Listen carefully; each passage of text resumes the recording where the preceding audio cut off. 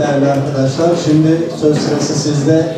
Değiştirmek için neler yapacaksınız, yoksa hükümetin bizi engelliyor şeyine sığınıp aynı pozisyonda kalmayı mı düşünüyorsunuz? Eğer milletinizin menfaatini kovalarsanız, milletinizin hak ve hukukunu savunmak için alanda, medyada, yandaşçılık, aşiretçilik, hizipçilik yaparsanız adaletten saparsınız. Bunların tamamıyla bizim mücadele etmemiz gerekiyor. Zaten biz bu ittifakta yer alırken de tek bir şart ileri sürdük. Sordular bize. Ülkemiz zengin, ülkemizin kaynakları çeşitli. Bizler öyle fakir, fukara, mağdur, mahrum bir ülke değiliz. Bunun altını çizelim.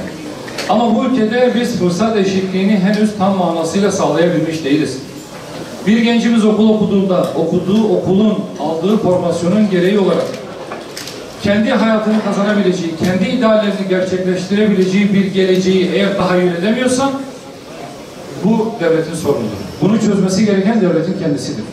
Bu fırsat eşitsizliğini bizim ortadan kaldırmamız lazım. Bizim gençlerimiz eğer geleceği başka ülkelerde arıyorsa, suçlusu biziz. Bizim bunların yolunu açmamız gerekiyor. Girişimciliği, teşviki, üretimi, yatırımı teşvik edilmesi gereken devletin kendisidir. Bu imkanların azami derecede ortaya konulması lazım. Ama bunu yaparken de eğitimin de planlanması gerekiyor. Öyle her istediğinin, her gönlünün geçtiği yere, istediğiniz fakülteyi, istediğiniz üniversiteyi açarsanız, ihtiyaçtan fazlasını ortaya koyarsanız, mezun olan gençler de kendi formasyonlarına uygun bir iş imkanı bulamazlarsa tabii ki soluğu yurt dışında alacaklar. O kadar okulu ben niye okudum diye sormaya hakkı var. O halde bu plansızlık, bu programsızlık bizim belimizi bükmüş. Bunun çaresine bakmalıyız. Evet, bir şey olsun istiyoruz. Nitelikli insan gücümüz artsın, ama o nitelikli insan gücümüz eğer kendi kabiliyetlerini gerçekleştireceği bir ortam bulamıyorsa bunu doldurup düşünmeliyiz. Dolayısıyla plansızlık, programsızlık bizim defterimizden çıkmalı. Her işi 5 yıl, 10 yıl, 15 yıl, 50 yıl planına göre programlamalıyız.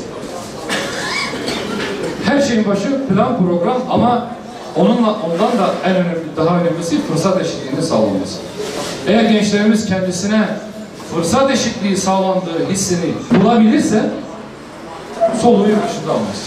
Somut adımlarla ve ihtiyaca yetecek miktarda teşvikleri, ortamları kurmamız lazım.